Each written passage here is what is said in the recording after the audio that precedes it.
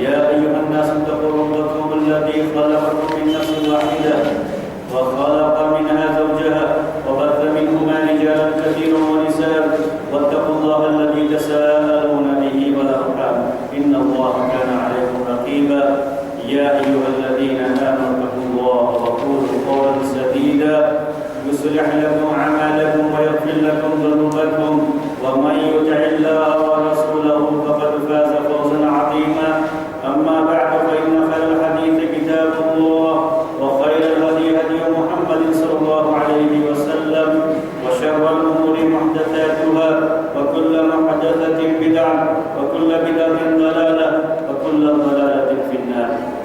محترم بھائیو، ہماری بات چل رہی تھی اللہ کے رسول صلی اللہ علیہ وسلم کی احادیث کے تعلق سے، اور بات یہاں تک پہنچی تھی کہ ہم تک جو احادیث پہنچی ہیں اللہ کے رسول صلی اللہ علیہ وسلم کی، وہ پہنچنے کے دو طریقے ہیں. ایک کو متواتر کہا جاتا ہے اور دوسرے کو احاد کہا جاتا ہے. متواتر کہتے ہیں جب یہ حدیث بہت سارے طریقوں سے یا بہت ساری سندوں سے پہنچی ہو، جس کو روایت کرنے والے راوی کی ایک کثیر تعداد ہو، ایسی اتنی بڑی تعداد جن کا جھوٹ پر اتفاق کرنا ممکن نہ ہو، اور یہ تعداد سند کے ہر طبقے میں پائی جائے تو اسے متواتر کہا جاتا ہے.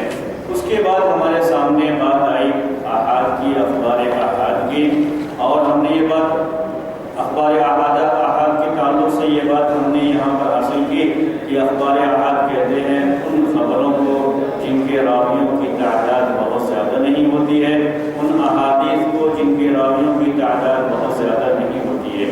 اور پھر اس کی تین قسمیں ہم نے بتائی آپ کو: مشہور، عزیز اور غریب. اگر کسی بھی سند میں ہر طبقے کے راویوں کی تعداد 3 یا 3 سے زیادہ ہو جاتی ہے اور متواتر کے درجے کو نہیں پہنچتی ہے تو اسے مشہور کہا جاتا ہے. اگر سند کے کسی بھی طبقے میں راویوں کی تعداد 2 ہو اور بقیہ میں اگر 2 سے زیادہ بھی ہو، 2 سے کم نہ ہو، تو اسے عزیز کہا جاتا ہے. اور اگر سند کے کسی بھی طبقے میں راویوں کی تعداد 1 ہو جائے تو اسے حدیث غریب کہتے ہیں یا خبر غریب کہتے ہیں. اسی اخبار احاد کے تعلق سے بات آپ کے سامنے تفصیل سے آئی کہ عام طریقے سے جو بھی اہل بدعت گزرے ہوئے ہیں انہوں نے اخبار احاد کے تعلق سے ہی بعض ایسی باتیں کہی کہ یہ ضمنی ہوتی ہیں، اس لیے ہم اسے کسی عقیدے کی بات کو کیسے ثابت کر سکتے ہیں، عقیدے کی بنیاد ضم پر تو نہیں رکھی جا سکتی. اسی لیے یہ بحث آپ کے سامنے آئی کہ اخبار احاد یہ یقین کا فائدہ پہنچاتی ہے یا ظن کا فائدہ پہنچاتی ہے. یہ تفصیلات آپ کے سامنے پچھلے ہفتے 10 میں آ چکی ہیں. اب ہم خبر واحد یا اخبار احاد کی دوسری قسمیں بیان کریں گے. تو اخبار احاد کی یہ 3 قسمیں ہمارے پاس آ گئی تھی: مشہور، عزیز اور غریب. مشہور، عزیز اور غریب. اب ہم دوسری قسمیں بیان کریں گے اخبار احاد کے تعلق سے. اخبار احاد کی دوسرے لحاظ سے دوسری کچھ قسمیں ہوتی ہیں. آج آپ کے سامنے اخبار احاد یا خبر واحد جو بھی ہم کہیں قبول کرنے کے لحاظ سے اور رد کرنے کے لحاظ سے اس کی 2 قسمیں ہوتی ہیں: مقبول، مردود. متواتر کے بارے میں بات آپ کے سامنے آئی تھی کہ متواتر ہر حدیث مقبول ہوتی ہے، اس کو ماننا بالکل ضروری ہوتا ہے، اس میں کسی بھی شبہے کی گنجائش نہیں ہوتی ہے.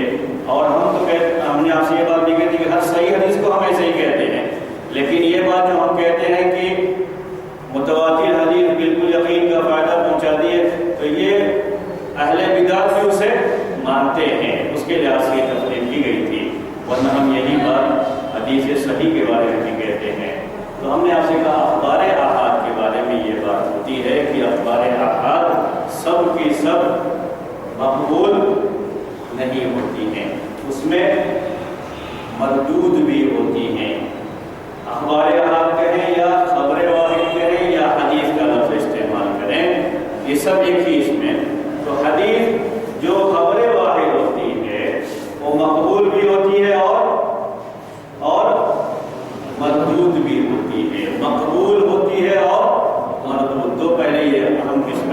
پھر آپ کے سامنے ان کی قسمیں آگے چل کر کے آتی رہیں گی۔ مقبول کا مطلب ہوتا ہے جسے قبول کیا جائے۔ مقبول کا مطلب ہے واضح کوئی بھی سمجھتا ہے جسے قبول کرنا ہے، جو مقبول ہیں، جس میں قبول کرنے کی صفتیں پائی جا رہی ہیں وہ مقبول ہے۔ مردود کا مطلب ہوتا ہے جسے رد کر دیا جائے، جیسے ضعیف ہیں، جیسے ہم کیا کہتے ہیں ضعیف حدیث، تو ایک لفظ ہم استعمال کرتے ہیں مردود کا، یہ مصطلح میں یا اصول حدیث میں یہ لفظ استعمال کیا جاتا ہے مردود کا۔ مقبول اور مردود، تو مقبول کہتے ہیں اس حدیث کو جس میں قبول کی صفت پائی جائے۔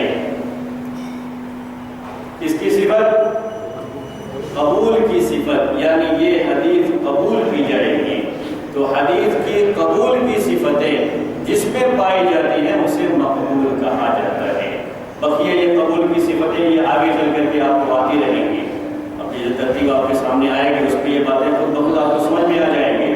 پہلے نمبر پر صرف یہ سمجھ لیجئے کہ مقبول کہتے ہیں اس حدیث کو جسے قبول کیا جاتا ہے، جس پر عمل کیا جاتا ہے، جس پر عمل کرنا ہے، جو ہمارے عمل میں آنی چاہیے اسے مقبول کہتے ہیں، اور جس پر عمل نہیں کرنا ہے اسے مردود کہتے ہیں۔ اتنا سمجھ جانے کے بعد مقبول حدیث کی 4 قسمیں کی جاتی ہیں۔ ایک یہ ہو صحیح، حسن، ان میں سے ہر ایک کی 2 قسمیں اس کے لحاظ سے پوری 4 قسمیں ہو جاتی ہیں۔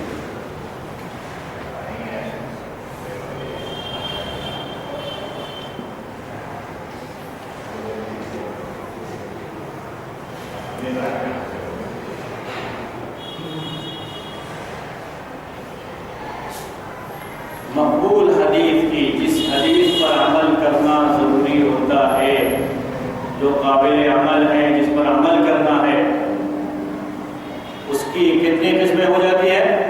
4۔ پہلے ہم کہتے ہیں صحیح اور حسن۔ صحیح اور حسن، صحیح میں پھر 2 قسمیں ہوتی ہیں، صحیح لذاتہ، صحیح لغیرہ، حسن لذاتہ، حسن لغیرہ، یہ 4 قسمیں ہوتی ہیں۔ صحیح لذاتہ، صحیح لغیرہ، حسن لذاتہ، حسن لغیرہ۔ پہلے یہ قسمیں ہیں، یہ نام ہم اس لیے اسے پڑھ رہے ہیں، جیسا کہ اس سے پہلے بھی بات آپ کے سامنے آئی تھی کہ آپ آج کل خطبوں وغیرہ میں بھی سنتے رہتے ہیں، تقریروں میں سنتے رہتے ہیں کہ یہ حدیث صحیح ہے، یہ حدیث حسن ہے۔ کبھی کہا جاتا ہے حدیث صحیح ہے، کبھی کہا جاتا ہے یہ حدیث حسن ہے، کبھی یہ بات بھی کہتے ہیں حدیث کی سندوں میں ضعف تو پایا جاتا ہے لیکن کئی سندیں مل کر کے سب اس قابل ہو جاتی ہیں کہ اسے قبول کر لیا جائے، تو اسی کو حسن لغیرہ کہتے ہیں۔ ہر ایک کی تفصیل آپ کے سامنے آئے گی، صرف آپ موٹے انداز میں یہ قسمیں فی الحال ذہن میں رکھیے۔ یہ ٹیکنیکل ورڈ محدثین کے یہ اصطلاحی الفاظ کہلاتے ہیں، پہلے یہ الفاظ ذہن میں لانے رہتے ہیں، ہر ایک کی تفصیل آپ کے سامنے آتی رہے گی، اور یہ کافی لمبی بحث ہوتی ہے۔ یعنی صحیح کی بحث ہم شروع کریں گے تو کافی لمبی بحث جائے گی، صحیح کے تعلق سے ایک بات آپ کے سامنے آئے گی وہ، لیکن پہلے ابتدائی طور پر یہ نام آپ کو یاد رہنے چاہیے۔ تو مقبول حدیث کی پوری 4 قسمیں ہیں۔ پہلے ہم 2 قسمیں کرتے ہیں، صحیح اور حسن، صحیح اور حسن، پھر صحیح کی 2 کرتے ہیں، صحیح لذاتہ اور صحیح لغیرہ۔ حسن کی بھی 2 قسمیں کرتے ہیں، حسن لذاتہ اور حسن لغیرہ۔ تو سب ملا کر کے کتنی قسمیں ہو جاتی ہیں؟ 4 قسمیں ہو جاتی ہیں۔ ہماری شروعات ہوگی اب صحیح سے۔ صحیح کے بارے میں اب تفصیلات ہم پڑھیں گے، تو یہ چاروں جو ہے، چاروں کے بارے میں تفصیلات آپ کے سامنے آتی رہیں گی۔ سب سے پہلے ہم کس کے بارے میں پڑھیں گے؟ صحیح کے بارے میں۔ صحیح حدیث کسے کہتے ہیں؟ کب محدثین یہ کہتے ہیں کہ یہ حدیث صحیح ہے؟ کب کہتے ہیں یہ حدیث صحیح ہے؟ صحیح حدیث کسے کہا جاتا ہے؟ صحیح حدیث کا مطلب کیا ہوتا ہے؟ یہ بات تو ہم بار بار سنتے رہتے ہیں کہ یہ حدیث صحیح ہے، کہتے ہیں یہ حدیث حسن ہے، یہ حدیث ضعیف ہے، تو ان الفاظ کا مطلب کیا ہوتا ہے؟ کب محدثین یہ باتیں کہتے ہیں کہ کہ یہ حدیث صحیح ہے، اس کی تحقیق کا طریقہ کیا ہوتا ہے، جس کے بعد محدثین اس نتیجے تک پہنچتے ہیں کہ یہ حدیث صحیح کے درجے کو پہنچ رہی ہے۔ ٹھیک ہے، تو ہماری شروعات اب کس سے ہو رہی ہے؟ یہاں سے صحیح سے، اور سب سے پہلے یہ بات آئے گی صحیح مل جاتی ہے۔ سب سے پہلے صحیح کے بارے میں یہی پیسہ، صحیح کا لفظ عربی زبان کا یہ لفظ ہے۔ سب سے پہلے صحیح یہ کس زبان کا لفظ ہے؟ عربی زبان کا لفظ ہے، صحیح صحیح۔ سوچئے تھوڑی دیر کے لیے کہ جب ہم صحیح کہتے ہیں تو آپ کیا سمجھتے ہیں؟ صحیح زبان کے لحاظ سے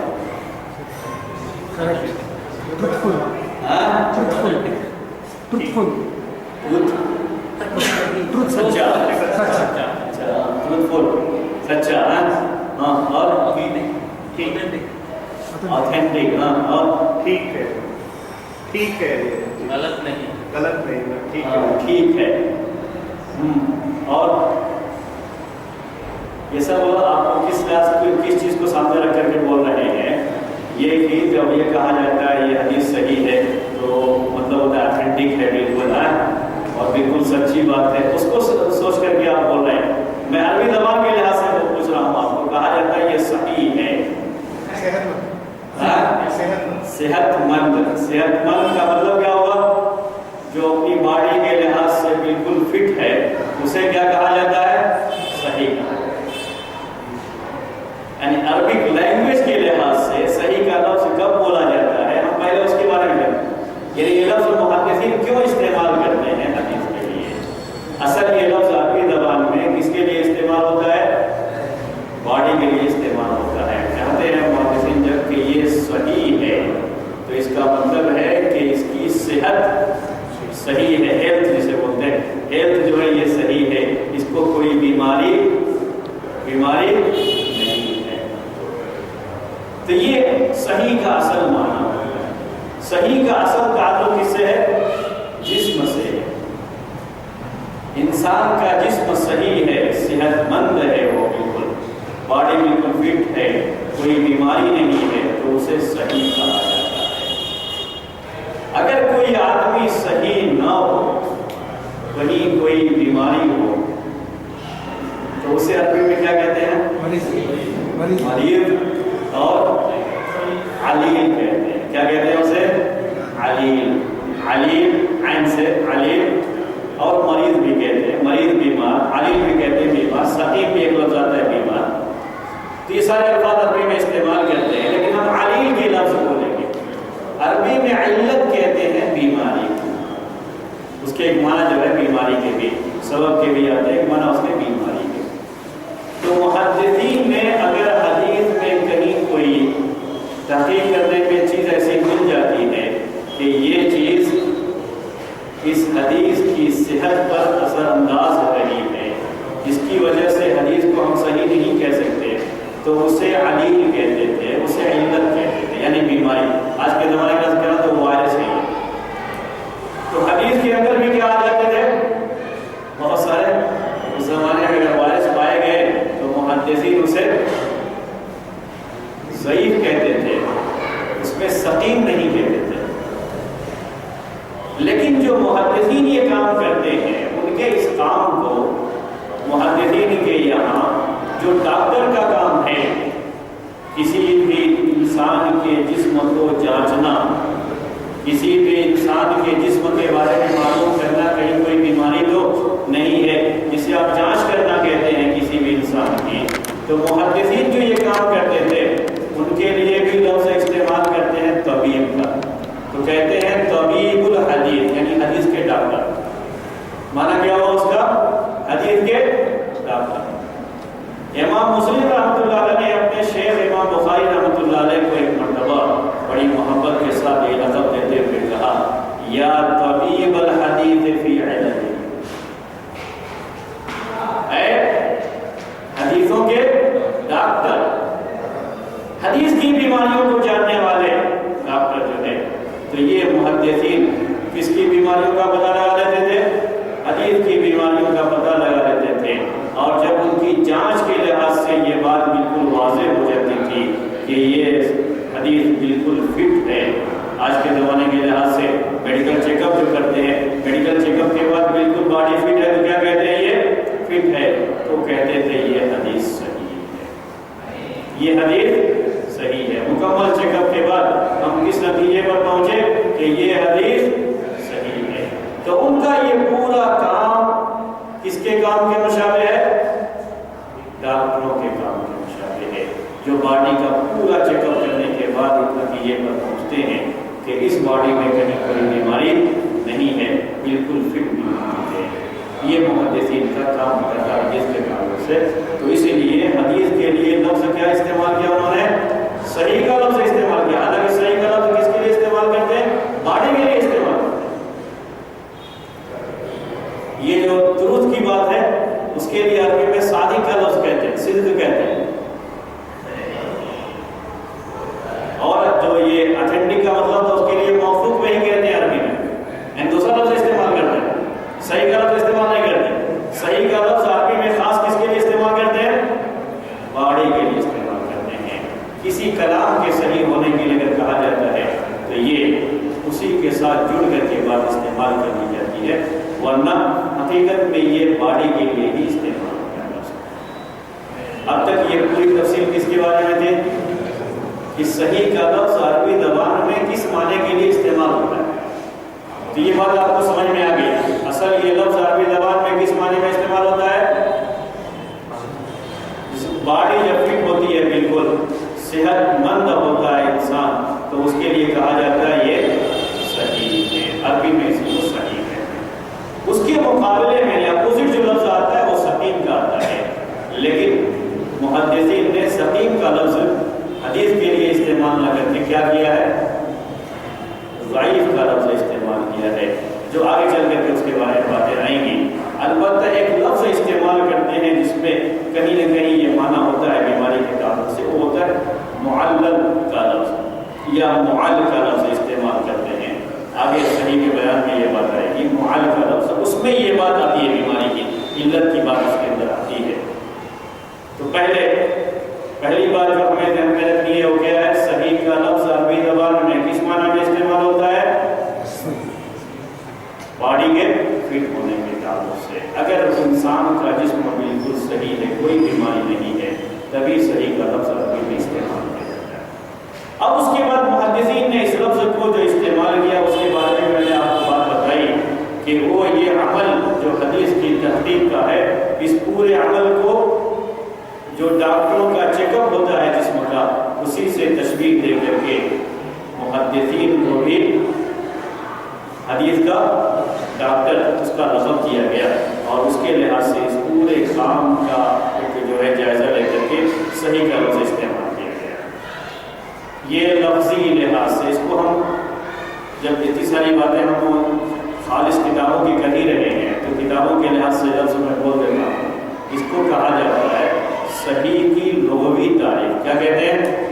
صحیح کی لغوی تعریف، یعنی عربک لینگویج کے، لغوی کا مطلب وہی عربک لینگویج، عربک لینگویج کے لحاظ سے صحیح کے کیا معنی ہوتے ہیں، وہ بات آپ کے سامنے آ گئی کہ کیا معنی ہوتے ہیں عربک لینگویج کے لحاظ سے۔ اب محدثین کے یہاں جب کہا جاتا ہے یہ حدیث صحیح ہے تو اس کا کیا مطلب ہوتا ہے؟ کیا کیا جانچ کرنے کے بعد محدثین یہ بات کہتے ہیں کہ یہ حدیث صحیح ہے؟ ہم نے ڈاکٹروں کا عمل آپ کو بتایا تو اس کو بھی ذہن میں رکھ لیجیے ساتھ ساتھ میں۔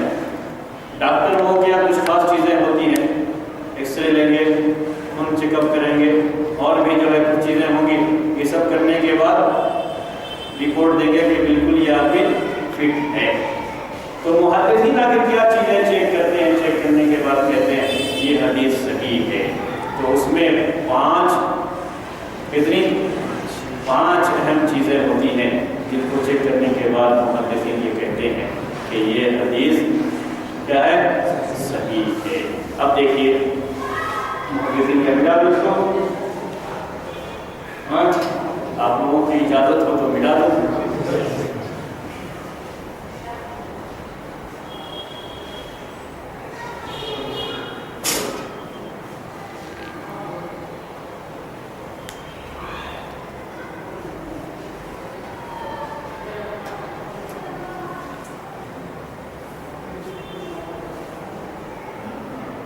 صحیح میں عربی میں لکھتا ہوں آپ کو یہ، اور اس کی پوری شرح آپ کے سامنے انشاءاللہ اردو میں آئے گی تو بات آپ کو سمجھ میں آ جائے گی۔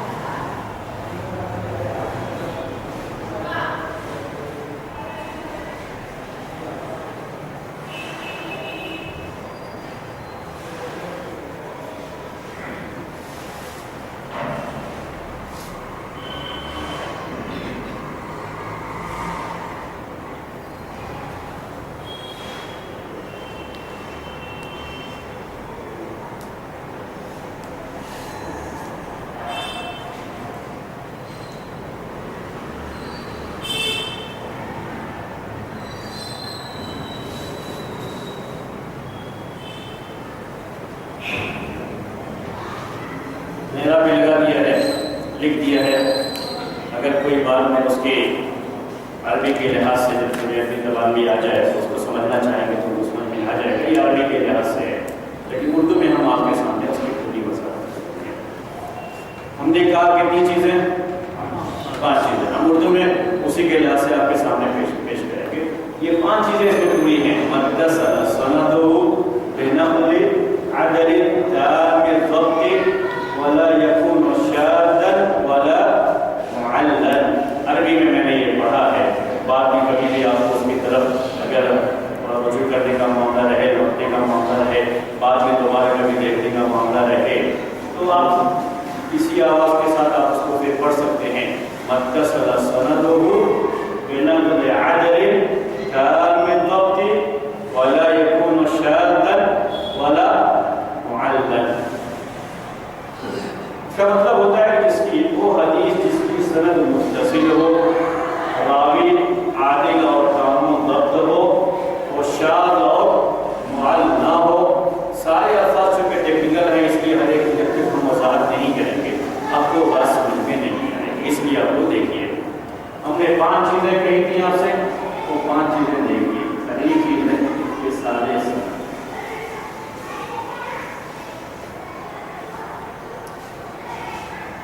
5 چیزیں محدثین دیکھتے ہیں کسی حدیث کی صحت کے لیے، جانچنے کے لیے کہ حدیث صحیح ہے یا نہیں ہے۔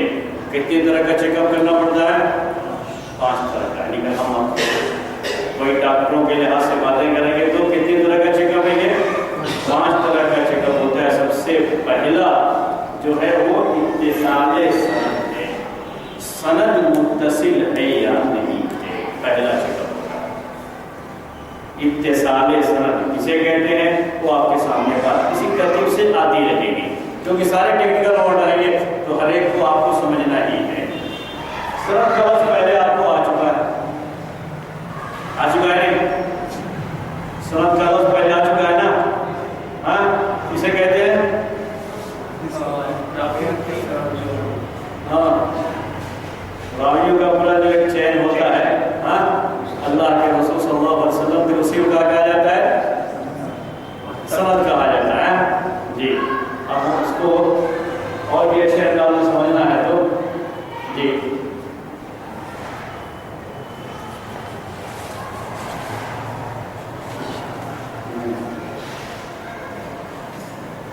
محدثین کے یہاں یہ سند ہے، وہاں سے لے کر کے یہاں تک یہ سند ہے۔ وہ حدیث بیان کرتے ہیں ان سے، اپنے آگے والے سے، وہ اپنے آگے والے سے، وہ اپنے آگے والے سے، وہ اپنے آگے والے سے، آخر تک پہنچتی ہے حدیث اللہ کے رسول صلی اللہ علیہ وسلم۔ اسے کیا کہا جاتا ہے؟ سند۔ یعنی بہت آسان سی سمپل سی بات ہے، اسی کو سند کہتے ہیں۔ عربی میں اسی کو کیا کہتے ہیں؟ سلسلۃ من الرجال، راویوں کی ایک چین جو کہتے ہیں، یہی ہے چیز، ایک ترتیب سے ایک دوسرے سے روایت کرتا ہے۔ یہ سب سے آخر میں آتا نا ظہیر۔ دیکھیے ظہیر ان کا نام، یہ کہتے ہیں کہ مجھ سے حدیث بیان کی یونس نے، مجھ سے حدیث بیان کی یونس نے، یونس نے کہا مجھ سے حدیث بیان کی نواز نے، نواز نے کہا مجھ سے حدیث بیان کی انیس نے، انیس نے کہا مجھ سے حدیث بیان کی ریاض. اب ریاض روایت کرتے ہیں مجھ سے، اتنے کہتا کہ اللہ کے رسول صلی اللہ علیہ وسلم سے، اس لیے کہ اس زمانے میں نہیں گئے. بات سمجھ رہے ہیں؟ یہی اگر آپ مان لیں کہ یہ صحابی ہے تو یہ صحابی اب کس سے روایت کریں گے؟ اللہ کے رسول صلی اللہ علیہ وسلم سے. ایسے ہی سند ہوتی ہے. کبھی سند میں یہ جو راویوں کی تعداد کبھی 3 ہوتی ہے، کبھی 4 ہوتی ہے، کبھی 5 ہوتی ہے، کبھی 6 ہوتی ہے. یہاں 5 ہیں، آپ کے سامنے 5 کی مثال آ گئی. 3 تو کئی ایک تھے، میں نے زیادہ وہ نہیں کیا اس میں، یہ 3 ہیں. تو کبھی یہ راویوں کی تعداد سند کے اندر 5 ہوتی ہے، کبھی 3 ہوتی ہے، کبھی 4 ہوتی ہے، کبھی 6 ہوتی ہے، کبھی اس سے بھی زیادہ ہوتی ہے، لیکن کم ہوتا ہے. جو بھی حدیث کے لکھنے والے محدثین تھے، جیسے امام بخاری رحمۃ اللہ علیہ، امام بخاری اور اللہ کے رسول صلی اللہ علیہ وسلم کے درمیان کم سے کم راویوں کی تعداد 3 ہے. 13 حدیثیں ہیں صحیح بخاری میں جس میں راویوں کی تعداد 3 ہے. 4 زیادہ ہوتی ہیں، 4 اور 5.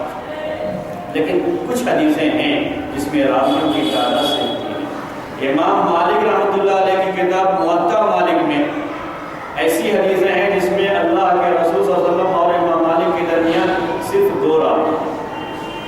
کتنے؟ صرف 2 راوی. امام مالک کے بیچ میں نافع ایک تابعی اور ایک صحابی عبداللہ ابن عمر رضی اللہ عنہ، بس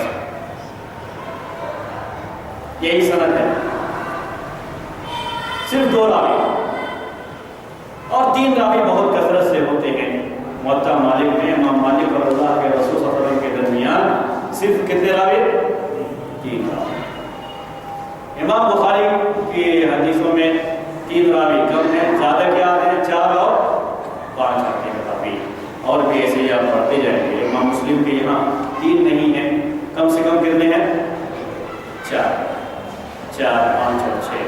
امام مسلم اور اللہ کے رسول صلی اللہ علیہ وسلم کے درمیان اسے سند کہا. تو پہلا کام جب جانچ شروع کرتے ہیں کہ حدیث صحیح ہے یا نہیں ہے، کسی بھی حدیث کی کتاب میں ہمیں ایک حدیث مل گئی، تو پہلا کام جو ہوتا ہے محدثین کا، وہ کام کیا کرتے ہیں کہ یہ سند دیکھتے ہیں کہ یہ جو چین ہے کہیں بیچ میں ٹوٹ تو نہیں گیا ہے، ورنہ ہاتھ گلے سے گر جائے گا تو مسئلہ ہو جائے گا. ہاں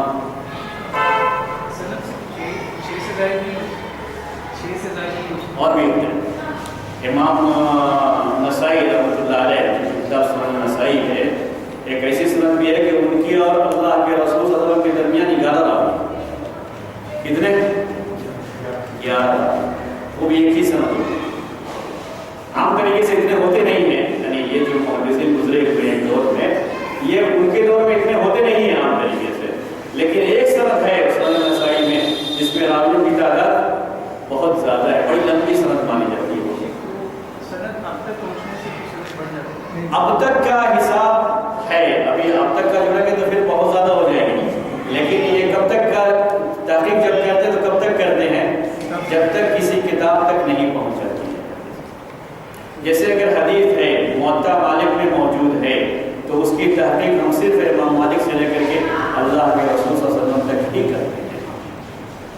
اس سے نیچے کی تحقیق کی ضرورت نہیں پڑتی ہے. اس کے بعد امام بخاری نے لکھ دیا ہے تو پھر وہیں سے لے کر کے اوپر ہم تحقیق کریں گے. امام ابو داؤد کی کتاب میں حدیث موجود ہے تو ہم تحقیق کہاں سے شروع کریں گے؟ امام ابو داؤد کے شیخ سے لے کر کے اللہ کے رسول صلی اللہ علیہ وسلم. اب اس کے نیچے کبھی یہی حدیث امام بیہقی جو بعد میں آیا ان کے یہاں ان کی سند سے بھی ہوتی ہے، لیکن ہمیں اس کی ضرورت نہیں پڑتی ہے. ہاں یہ جو اماموں کتابوں میں کسی کتابوں میں جو بات اس کے بعد مزید اس کے بعد ہاں اس کے بعد یہ بالکل جو ہے یہ ختم ہو گیا معاملہ سارا، کیونکہ اس کتاب پر اجماع ہے. یعنی یہ کتاب امام ابو داؤد کی ہے، یہ کتاب امام بخاری کی ہے، اس پر کیا ہے؟ اجماع ہے. وہاں تک جو حدیثیں آئی انہوں نے لکھ دیا ہے. اب اس کے بارے میں بعد میں کوئی شبہ نہیں پیدا ہو سکتا کبھی بھی. ٹھیک ہے، تو یہ بات ذہن میں لائیے سب سے پہلے کہ اتصال سند کسے کہتے ہیں. اتصال سند کسے کہتے ہیں؟ یہ راویوں کی جو تعداد ہے سند کے اندر امام بخاری تک پہنچی ہے یا امام مالک تک پہنچی ہے، کسی بھی امام تک پہنچی ہے حدیث، تو ان سے لے کر کے اللہ کے رسول صلی اللہ علیہ وسلم تک راویوں کا جو سلسلہ ہے اس میں سے ہر ایک دوسرے سے سنا ہوا ہو، کہیں بھی یہ سلسلہ کٹتا نہ ہو۔ ٹھیک ہے نا؟ میں آپ کو یہ واضح کروں گا، اتنی جلدی آگے نہیں پڑھوں گا، امید نہیں ہے ابھی، کہیں بھی یہ سلسلہ کٹتا نہ ہو، یہ لفظی معنی ہے اس کا اتصال سنت کا۔ سلسلے میں اگر کہیں بھی ایسا ہو جاتا ہے کہ سلسلہ کٹ جاتا ہے تو اسے محدثین پھر منقطع کہتے ہیں، جو مردود کی قسموں میں سے آتا ہے، پھر اس کو صحیح نہیں کہتے۔ لیکن ہمیں یہ کیسے معلوم ہوگا، ہمیں یہ کیسے معلوم ہوگا کہ یہ سلسلہ پورا جڑا ہوا ہے، کہیں بھی کٹ آف نہیں ہے؟ ہمیں یہ کیسے معلوم ہوگا؟ تحقیق ہم کر رہے ہیں تو ڈاکٹر لوگوں کے یہاں تو بہت سارے آلے ہوتے ہیں، وہ رکھا تو معلوم ہو گیا ان کو، ایکس رے کیا تو معلوم ہو گیا کہ ان کی پھیپھڑے کی حالت کیا ہے، معلوم ہو جاتا ہے۔ تو محدثین یہ کیسے معلوم کرتے ہیں کہ یہ سند متصل ہے یا نہیں؟ پھر سے کہوں یہ، کیونکہ آپ جب بھی کوئی بھی حدیث اٹھائیں گے، چاہے سنن ابی داؤد میں، جامع الترمذی میں، تو حدیث میں ایسے ہی رہتا ہی ہے ترتیب کے ساتھ۔ ہم کیسے پتہ لگائیں گے کہ ان کی اور ان کے درمیان یہ جو ساتھ میں ہے یہ بالکل جڑا ہوا ہے، بیچ میں کٹا ہوا نہیں ہے؟ ہم یہ کیسے پتہ لگائیں؟ کیونکہ کتاب میں تو ساتھی میں لکھا رہے گا، جہاں تک لکھے ہونے کی بات ہے۔ بات میری سمجھ رہے ہیں آپ لوگ؟ ہم کو یہ معلوم کیسے ہوگا کہ بیچ میں یہ سلسلہ کٹ آف ہے، کہیں نہ کہیں کٹ گیا ہے؟ ہم کو یہ کیسے معلوم ہوگا، یا محدثین کیسے یہ معلوم کرتے تھے؟ اس کے لیے ان کے پاس طریقہ یہ تھا کہ دیکھیں گے کہ یہ جب ان سے حدیث بیان کرتے ہیں تو کیا کہتے ہیں اس سند کے اندر۔ اسی لیے اس کی بڑی اہمیت ہوتی ہے کہ حدیث بیان کرتے ہوئے کیا لفظ استعمال کیا ہے۔ جی آپ کا نام کیا بتایا تھا؟ انیس ریاض۔ انیس نے ان سے ریاض سے روایت کرتے ہوئے یہ کہا کہ مجھ سے ریاض نے بیان کیا یا میں نے ریاض سے سنا۔ جیسے یہ بات انہوں نے کہہ دی، اب یقین کیا ہو گیا آپ کو کہ بیچ میں کوئی کٹ آف نہیں ہے۔ یہ کہہ رہے ہیں کہ میں نے سنا، اس کا مطلب ہے کہ انہوں نے ان سے بیان کیا ہے اور بیچ میں یہ سلسلہ کٹا ہوا نہیں ہے۔ جیسے ہی کوئی راوی یہ کہتا ہے حدیث روایت کرتے ہوئے کہ مجھ سے حدیث بیان کی یا ہم سے حدیث بیان کی یا میں نے سنا، ویسے ہی یہ بات ہو گئی فائنل کہ یہاں کوئی سلسلہ کٹا ہوا نہیں ہے، یہ متصل ہے، یہ دونوں جڑے ہوئے ہیں، سلسلہ کٹا ہوا نہیں ہے۔ ورنہ لکھنے کے لحاظ سے دونوں ساتھی میں لکھے رہے گے، بیٹھانے کے لحاظ سے ہم نے ساتھی بیٹھا دیا، لیکن ایسا ہو سکتا ہے کہ یہ کسی اور زمانے کے ہوں، یہ اور کسی زمانے کے ہوں، ایسا بھی چلتا ہے اس میں۔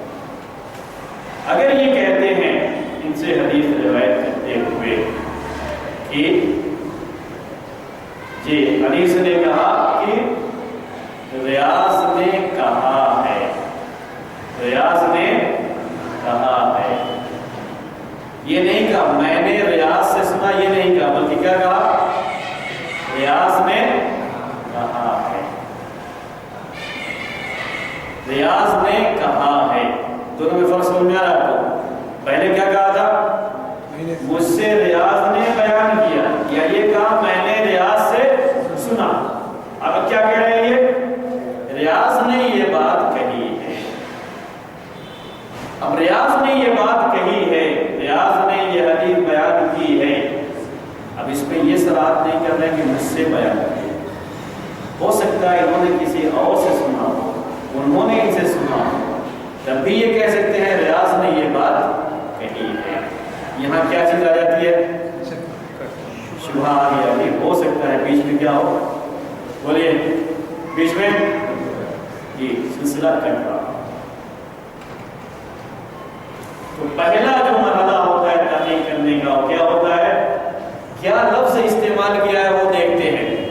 یہ حدیث کے لیے جو چین ہوتا ہے اس میں راوی نے کیا لفظ نے یہ کہا ہے میں نے سنا ہے ریاض سے، یا میں نے ریاض نے مجھ سے بیان کیا ہے، اگر یہ ہے تو اس کا مطلب یہ ہے کہ یہ سلسلہ جڑا ہوا ہے، کٹا ہوا نہیں۔ لیکن اس کے مقابلے میں ایسا کوئی بھی لفظ استعمال کرے جس سے یہ معلوم ہوتا ہے کہ انہوں نے یہ بات کہی ہے، لیکن یہ نہ پتہ لگے کہ یہ بات ان سے کہی ہے یا کسی اور کے سامنے کہی ہے، تو یہاں شبہ کیا آتا ہے، بیچ میں کٹ آف ہو سکتا ہے۔ اب اس کے بعد دوسرے نمبر پر یہ جیسے ہی لفظ ملتا ہے تحقیق کرنا شروع کرتے ہیں کہ یہ انیس اور یہ ریاض یہ دونوں ایک ہی زمانے میں تھے یا ایک ہی زمانے میں نہیں تھے۔ یہیں سے محدثین کے یہاں ہر راوی کے تعلق سے پوری معلومات جمع کرنے کا موقع ہے۔ اب کہاں جائیں گے وہ؟ پہلے یہ معلوم کریں گے کہ یہ دونوں ایک ہی زمانے میں تھے یا نہیں تھے، کیونکہ اگر مان لیجیے تھوڑی دیر کے لیے کہ ان کے مرنے کے ایک 10 سال کے بعد یہ پیدا ہوئے تھے تو ظاہر سی بات ہے بیچ میں۔ اب اس کے بعد پہلے نمبر پر یہ معلوم کرتے ہیں دونوں ایک زمانے میں تھے یا نہیں تھے، یہ پہلی چیز ہے۔ معلوم ہمیں ہو گیا کہ دونوں ایک زمانے میں تھے، دونوں ایک زمانے میں تھے جی۔ اگر ان کی عمر ریاض کی عمر 50 سال کی ہے تو ان کی عمر اور ان کی عمر میں صرف 20 سال کا فرق ہے، اور دونوں ایک زمانے میں تھے، یہ بات بالکل ظاہر ہے۔ اب کیا ہے، ایک زمانے میں ہونے سے یہ تو ضروری نہیں ہے کہ دونوں کی ملاقات ہوئی، سنا بھی ضروری ہے کیا؟ ضروری نہیں ہے۔ میں نے آپ سے شروع میں ایک بات کہی تھی، اس کو ہمیشہ یاد رکھیے، اور جیسے جیسے یہ بات آگے بڑھتی جائے گی آپ کو بھی اس کا یقین ہوتا جائے گا کہ کوئی بھی ایسا پہلو محدثین نے نہیں چھوڑا ہے جہاں تھوڑی بہت شبہے کی گنجائش ہے۔ اب صرف اس لیے کہ دونوں ایک زمانے میں ہیں ہم کہہ دیں گے کہ ہاں انہوں نے سنا، ایسا نہیں کہتے۔ کیا کہتے ہیں اس کے بعد؟ دونوں میں ملاقات ممکن تھی یا نہیں تھی؟ ایک لندن میں تھے اور دوسرے امریکہ میں، جی جگہ دیکھتے ہیں یہ کہاں تھے، اور یہ دونوں ایک زمانے میں تو رہے ہیں لیکن دونوں کس جگہ پہ رہے ہیں، اب یہ معاملہ۔ چلیے تھوڑی دیر کے لیے معلوم ہو گیا کہ دونوں دوستوں ایک ہی شہر میں تھے، تب تو ہاں یہ ہے کہ دونوں میں ملاقات ہو سکتی ہے، انہوں نے اس سے بات سنی ہوگی، ٹھیک ہے۔ لیکن ہم یہ فرض کر لیتے ہیں کہ دونوں دو جگہ پہ ہیں، ایک لندن میں اور دوسرا امریکہ میں۔ اب یہ ہو سکتا ہے کہ ایک زمانے میں ہیں لیکن انہوں نے ان سے نہ سنا۔ اب یہاں پھر شبہ آ گیا۔ اب تحقیق کرتے ہیں کہ کیا کبھی انیس سفر کر کے امریکہ ان کے شہر گئے تھے یا نہیں گئے؟ ہر راوی کی پوری ہسٹری کے لیے پوری تاریخ رہتی ہے کہ کب کب سفر کہاں کی ہے، پوری تاریخ ہوتی ہے۔ یا ریاض کبھی سفر کر کے لندن آئے تھے یا نہیں آئے تھے؟ جی جیسے آپ نے کہا کہ تاریخ درج ہوتی ہے کہ کب سفر کی راوی، تو اس تاریخ کے ساتھ اس حدیث کو بیان کرنے کے وقت اوقات کو بھی نہیں، وہ الگ ابھی وہ بات بھی آئے گا۔ میں آپ کو ترتیب سے بتا رہا ہوں، دیکھیے ابھی جہاں جہاں شبہ کی گنجائش ہوتی ہے وہاں انہوں نے پوری تحقیق کیا ہے، تو ایک زمانے ہونے کے باوجود بھی یہ شبہ رہتا ہے کہ ملے یا نہیں، ٹھیک ہے نا، یہ شبہ رہتا ہے۔ تو یہ شبہ کو تحقیق کرنے کے لیے اب کیا کرتے ہیں، انہوں نے سفر وہاں کا کیا تھا یا نہیں کیا تھا، تو یہ شبہ تھوڑا ختم ہوتا ہے۔ ایک چیز اور بھی، دونوں مسلمان ہیں، ایسا ہو سکتا ہے کہ دونوں ایک ہی سال حج کرنے آئے ہوں اور یہ بھی دیکھتے ہیں کہ ایسا تو نہیں کہ دونوں کبھی ایک ساتھ حج کیے ایک ہی ساتھ، اور وہاں یعنی ایسا بھی نہیں ہے کہ کسی پہلو کو چھوڑ دیں، نہیں، یہ ہے نہیں ممکن کہ دونوں، اگرچہ کہ یہ سفر کر کے لندن نہیں ہے، وہ سفر کر کے امریکہ نہیں گئے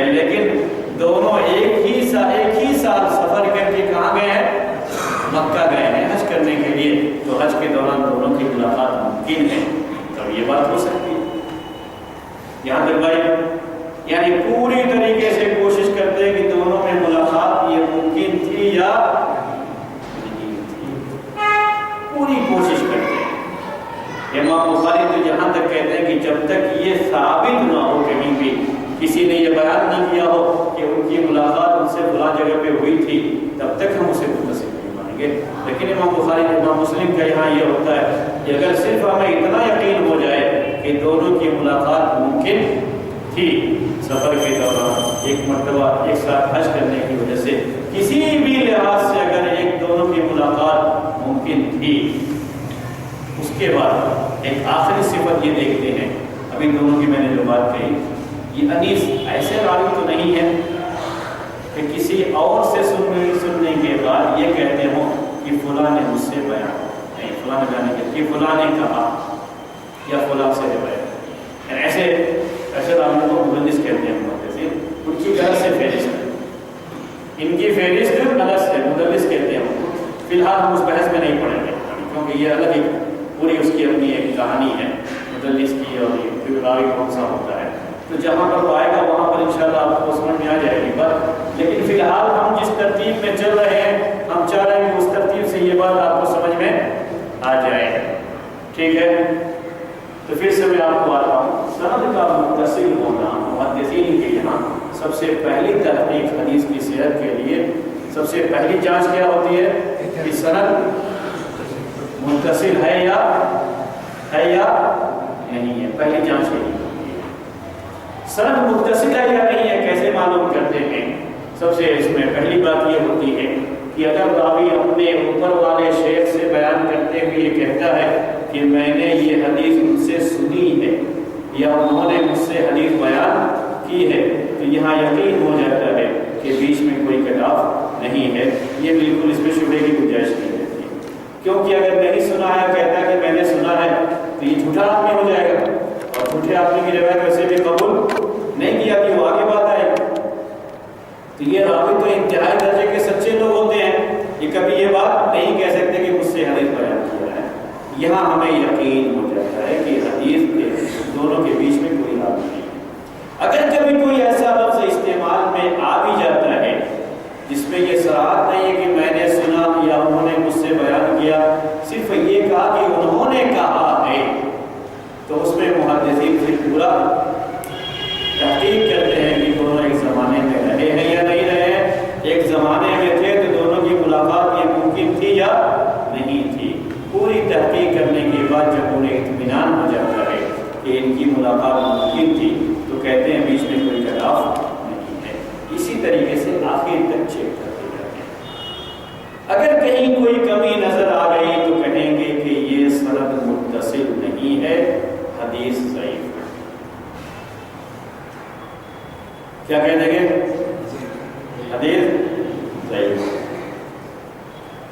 اب تھوڑی دیر کے لیے آپ سوچیے اس پہلو پہ، آپ کو تھوڑا اور جو ہے سوچنے کا میں موقع دے رہا ہوں، وہ یہ ہے بیچ میں مان لیجیے کوئی راوی نہیں ہے، کٹ آف ہے کہ سلسلے کے اندر، اور جس سے حدیث سنی تھی اس کو بیچ میں نہیں بیان کیا، اس کے اوپر والے کو بیان کر دیا، بیچ میں ایک کو نکال دیا کسی بھی حدیث میں بیان کرنے والے ہیں۔ جو موجود نہیں ہے یہ ہو سکتا ہے کہ وہ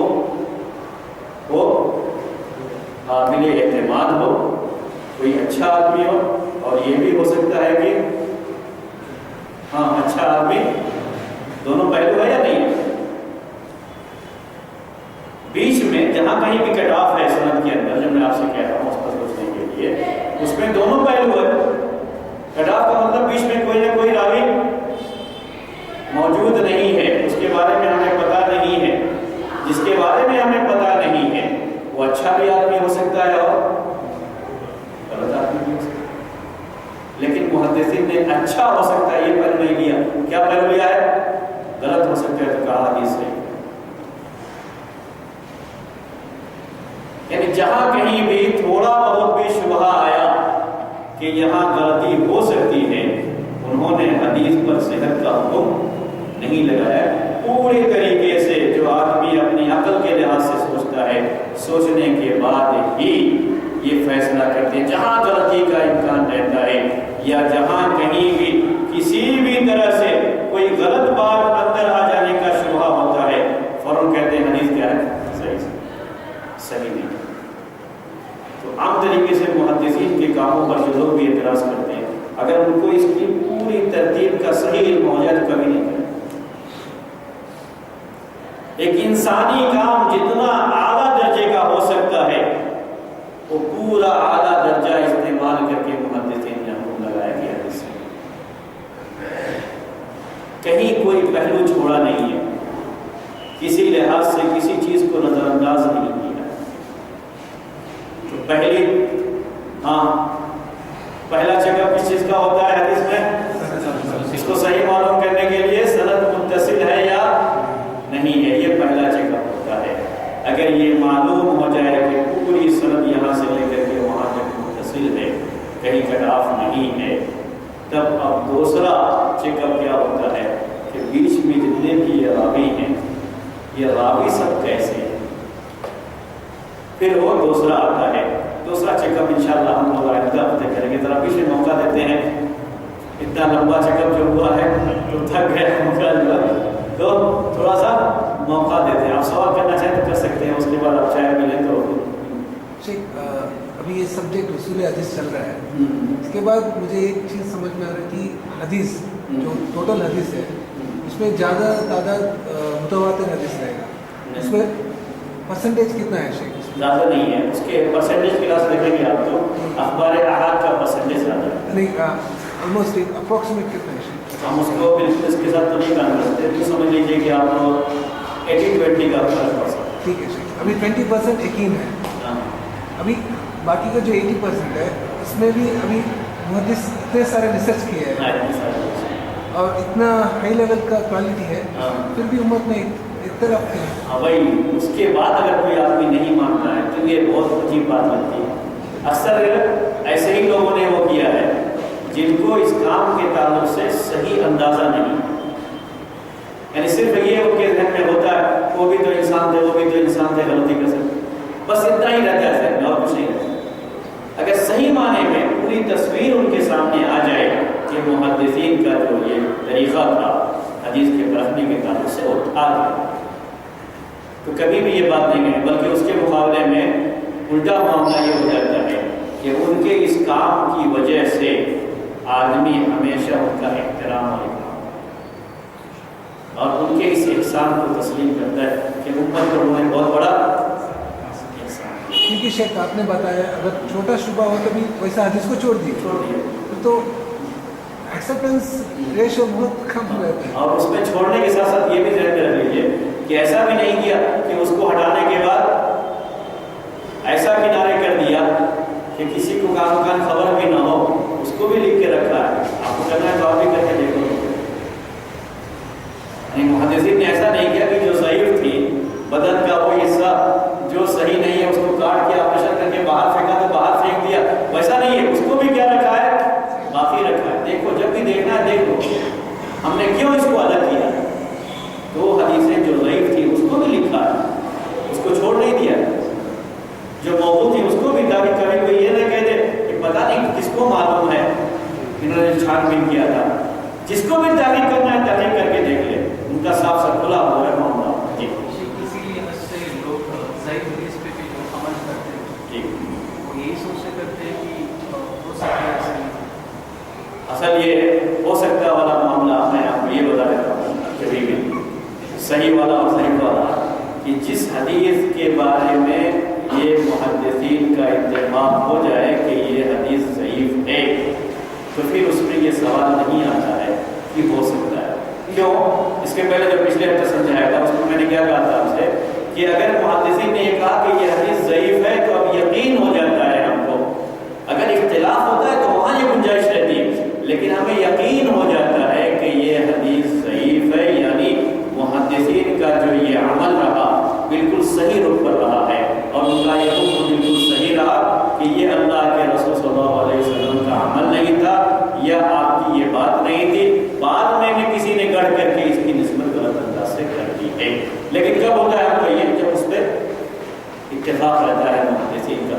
ایسی بہت سی حدیثیں ضعیف حدیثیں ہیں جس پر محدثین بالکل بالاتفاق کہتے ہیں کہ حدیث کیا ہے؟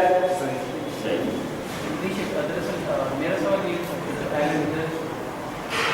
اکثر لوگوں کا جو عمل ہوتا ہے صحیح حدیث، جی ہاں، تو ان کا یہ عقیدہ اسی بنیاد پہ ہوتا ہے کہ نہیں، اصل کیا ہوا ہے کہ یہ بھی صحیح تصور آنا چاہیے۔ اصل پریشانی یہ ہے کہ بعد میں ایسا ہوا زمانے میں کہ لوگوں نے اپنی بات کو صحیح ثابت کرنے کے لیے حدیثیں اپنی طرف سے پڑھ کر کے اس کو نسبت کہاں کر دیا؟ اللہ کے رسول سے۔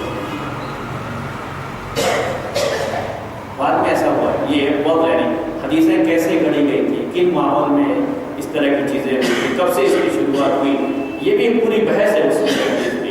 تو انشاءاللہ جب ہم آگے بڑھتے جائیں گے تو بحث بھی آئے گی، اس میں یہ بات آپ کے سامنے کھول کے آئے گی کہ جن لوگوں نے یہ کام کیا اس میں سے یہ بھی کہا کہ اپنی بات کو صحیح ثابت کرنا۔ میں آپ کو ایک مثال دیتا ہوں اس کی۔ حسن بصری رحمۃ اللہ علیہ، مشہور تابعی ہیں حسن بصری رحمۃ اللہ علیہ، بصرہ کے رہنے والے۔ ابو ہریرہ رضی اللہ تعالیٰ عنہ سے انہوں نے حدیث سنی ہے یا نہیں سنی ہے؟ ابھی جب ہم بات کر رہے تھے محدثین کی پوری طریقے سے ہر راوی کے بارے میں تفصیل ہوتی ہے کہ انہوں نے اس راوی سے سنا نہیں یا نہیں سنا۔ تو حسن بصری کے بارے میں یہ ہے کہ انہوں نے ابو ہریرہ سے حدیث سنی ہے یا نہیں سنی۔ بعض دوسرے صحابہ سے سنی ہے، وہ تو ثابت ہے، لیکن ابو ہریرہ سے سنی ہے یا نہیں سنی ہے، اکثر محدثین کہتے ہیں کہ ان سے انہوں نے حدیث نہیں سنی۔ اگر ان کی روایت سے آئے تو سمجھو بیچ میں کیا ہے خلاف، یہ ہے کتابوں میں یہ بات رہتی ہے۔ اب ایسے ہی بات ہے، دو آدمی میں بحث چل رہی ہے کہ حسن بصری نے ابو ہریرہ سے حدیث سنی ہے نہیں سنی ہے۔ تیسرے نے آ کر کے فوراً یہ بات کہہ دی کہ مجھ سے فلاں نے بیان کیا، مجھ سے فلاں نے بیان کیا کہ اللہ کے رسول صلی اللہ علیہ وسلم نے کہا ہے کہ حسن بصری نے ابو ہریرہ سے حدیث سنی ہے۔ یعنی یہ بھی اپنی بات کو ثابت کرنے کے لیے جھوٹے طور پر گڑھ کر کے کوئی بات کہاں پیش کرتے تھے؟ اللہ کے رسول صلی اللہ علیہ وسلم۔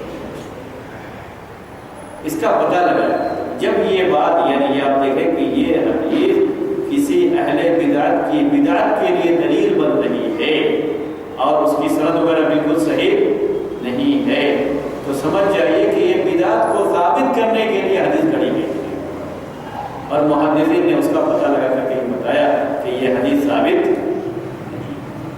یہی مطلب ہوتا ہے اس کا۔ جی کے اوپر جو سلسلہ ہے راویوں کا، تو مطلب ہر ایک راوی کی زندگی کو کیسے یہ کرتے تھے، کیونکہ اتنے سارے راویوں کا سلسلہ ہے۔ آپ اعتراض کر رہے ہیں یا ان کی تعریف کرنا چاہ رہے ہیں کہ اتنے سارے راویوں کا انہوں نے، یعنی جیسے بایوگرافی کہتے ہیں، اتنے سارے لوگوں کی جو بایوگرافی انہوں نے پوری تیار کی، اس کا پورا بیان کیا؟ ہاں، اعتراف کے طور پر کیا تو کیا ایسے نشے کیسے ہو تابعین کی بات کو تو اکثر نزدیک ہے۔ جی، جتنے بھی راوی گزرے ہوئے ہیں آپ کو تعجب ہوگا کہ ہر راوی کی تفصیل انہوں نے جمع کی، اور اتنا بڑا کام ہے یہ کہ اس کام پر ان کا جتنا بھی شکر ادا کیا جائے اور ان کے حق میں جتنی بھی دعا کی جائے وہ سب کیا ہے؟ بہت بڑا کام تھا، اس میں کوئی شبہ نہیں۔ صرف صحابہ کے حالات کو جمع کرنا یہی کوئی کم کام نہیں، صحابہ کے حالات کو جمع کیا، تابعین کے حالات کو جمع کیا، اتباع تابعین کے حالات کو جمع کیا، بعد میں جتنے بھی لوگ آتے گئے سب کے حالات کو جمع کیا۔ موٹی موٹی زخیم کتابیں، کئی جلدوں پہ، 12 جلدوں میں۔ امام زہبی رحمۃ اللہ علیہ کی جو کتاب ہے اس سلسلے میں 40 جلدوں میں ہے۔ کتنے؟ 40 ہے، 40 جلدوں، وہ بھی اتنے موٹے، عربی میں ہوگی، اردو میں لکھنے دور جو ہے 80 میں ہو جائے گی بات۔ سمجھ آئے گا میری بات کو؟ تو یہ کیا ہے انہوں نے یہ کام، ایسا نہیں کہ نہیں کیا۔ کبھی ایسا ہوا کہ ہم کو حدیث کی سند میں کوئی راوی ملا ہے اور کتابوں میں تلاش کی تو کہیں نہیں ملا،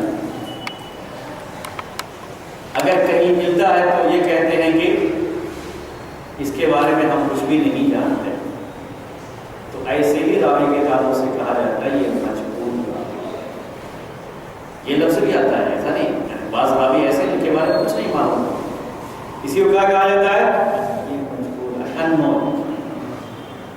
اور یہ بھی حدیث کے ضعیف ہونے کی علامت ہے، یعنی یہ لوگوں نے یہ کام بھی کیا ہے کہ بعض مرتبہ جب یہ حدیثیں گڑھتے تھے تو نام بھی گڑھ لیتے تھے اپنی طرف سے، یہ گڑھے ہوئے نام ہوتے تھے، اسی لیے کتابوں میں ان کا تذکرہ نہیں ملتا ہے۔ یہ چیزیں کیسے جمع ہو سکتی ہیں آپ کو بھی سوچ سکتے ہیں، میں آپ کو بتا دوں، آپ کے یہاں اس علاقے میں اتنے سارے لوگ ہیں، ایک ساتھ بیٹھ رہے ایک دوسرے کے بارے میں جانتے رہتے ہیں، یہ ان کے دوست ہیں تو یہ ان کے بارے میں جانتے ہیں، انہوں نے ان کے بارے میں جو باتیں کہیں وہ باتیں لکھی ہوئی، ان کے زمانے میں وہ تھے، ان کے طرف سے وہ باتیں جان رہے تھے، انہوں نے جو باتیں کہیں وہ باتیں لکھی ہیں۔ ایسے ہر ایک کے بارے میں جو اس زمانے کے لوگوں نے باتیں کہی تھیں وہ باتیں ساری کی ساری لکھی ہوئی ہیں، اور انہیں کو آج بھی آپ پڑھ کر کے دیکھ سکتے ہیں اور پتہ لگا سکتے ہیں کہ یہ راوی کیسا ہے، اس کے بارے میں کیا چیز نہیں ہے۔ اس زمانے میں جو کام کیا گیا ہے آج کمپیوٹر کے دور میں بھی وہ کام لوگ اس انداز کا کر کے پیش نہیں کر سکتے۔ صرف امام بخاری رحمۃ اللہ علیہ کی تنہا ایک کتاب، آج کوئی شخص کمپیوٹر کے اتنے استعمال کے باوجود، اتنی سہولتوں کے باوجود بھی وہ کام پیش کر کے نہیں دے سکتا۔ ایک مرتبہ ایک صاحب نے بات کہی تھی، یہ باتیں کبھی بھی کوئی بھی آدمی جو بہت واقعی معنی میں سلسلے میں علم رکھتا ہے کبھی نہیں کہتا، یعنی خود شیخ البانی رحمۃ اللہ علیہ بھی یہ بات نہیں کہہ سکتے تھے، لیکن اس نے یہ بات کہہ دی، یعنی کم علمی کی بات ہو جاتی ہے یہ کہ شیخ البانی کا مطلب امام بخاری سے پوچھا، کیونکہ امام بخاری کے دور میں تو اتنی سہولتیں نہیں تھیں، ان کے دور میں سہولتیں زیادہ تھیں، اس لیے انہوں نے کام کرا، یہ غلط بات ہے۔ جیسے ایک صحابی کھجور کا ایک دانہ خرچ کرتا ہے اللہ کے راستے میں تو اس کا مرتبہ احد کے پہاڑی کے برابر ہے، کوئی آدمی سونا خرچ کر دے تب بھی جس دور پر انہوں نے کام کیا اس دور کو سوچو اور کس طریقے سے کام کیا ہے، ان کے کام کا کوئی بھی مقابلہ بعد میں آنے والے کسی آدمی سے کر ہی نہیں سکتے، کرتے ہیں تو غلط کرتے ہیں، سوچ ہی نہیں سکتے۔ چاندنی راتوں میں امام بخاری رحمۃ اللہ نے رات میں اٹھ کر کے اپنی بہت ساری باتیں لکھی ہیں، کسی چیز کا انتظام نہیں، کس میں چاندنی رات، صرف یہ چاند کی جو روشنی ہے اس میں بیٹھ کر کے خیر یہ باتیں تھیں، آپ کو دوسرے اس کے لیے آپ چائے پی لیں۔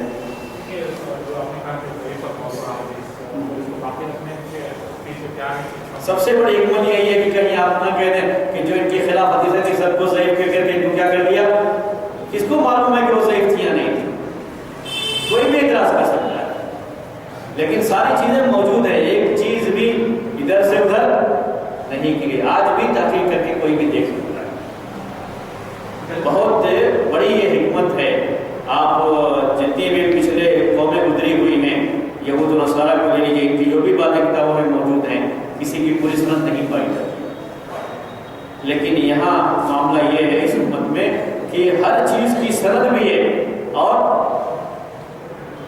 جو اسے بیان کرنے والے ہیں سند کے راوی ہیں، ہر راوی کا پورا بھی پورا جی موجود ہے۔ ایک آخری سوال شاید موضوع سے تھوڑا ہٹ کے، اہل تشیع کے یہاں ان کے یہاں بھی بات ایسے پائی جاتی ہے کہ وہ بھی کوئی ایسی روایت جو بھی وہ بتاتے ہیں اس کو کوئی سند موجود نہیں ہوتی، یہ بات صحیح، انہوں نے درمیان سے سند کو استعمال شروع کیا ہے، اہل سنت سے دیکھتے ہیں، ان کے یہاں سے کوئی طریقہ کار نہیں رہا۔ جہاں تک شیعوں کا معاملہ ہے، اس سے اگر شیعوں ہی کے کبھی بھی سند سے یا ان کی کتاب میں کوئی حدیث موجود ہو اور اہل سنت کی کتابوں میں سے کسی کتاب میں بھی وہ حدیث موجود نہ ہو تو کہتے ہیں یہ اس بات کی دلیل ہے کہ وہ ایک بن گھڑت روایت ہے، یعنی پہلے یہ بات ہے ایک بن گھڑت روایت، اگر وہ صحیح روایت ہوتی تو کہیں نہ کہیں دوسری کتاب میں صحیح، چاہے وہ ضعیف کے درجے میں ہی صحیح، کم سے کم اس کو آنا تو چاہیے، یہ بھی کہا جاتا ہے یہ بھی کہ اگر کوئی سند آپ کو ایسی ملتی ہے کہ ہر راوی اہل بدعت سے تعلق رکھتا ہے تو سمجھ لو کہ وہ ایک بندہ ہے. یہ اس کی علامتوں میں سے ہے. آگے چل کر کے وہ موضوع حدیث کی علامتیں کیا ہے, کیسے اسے پہچانتے ہیں, کیا کیا ہے, تو اس پہ اس طرح کی چیزیں بھی آپ لوگوں کے سامنے. وہ جو حدیث روایت کرتے ہیں کیا وہ سند کے ساتھ روایت سند ہی گڑھ لیے ہیں پوری. ابھی تک میں نے بتایا تھا آپ کو پوری سند کیا کر لیے ہیں, گڑھ لیے. سند ہی گڑھ لیے, سند کے ساتھ اس کو گڑھ لیا پورا. یہ بھی پہچان میں آیا تھا کہ سند بھی تو نہیں گڑھی ہوئی. ہاں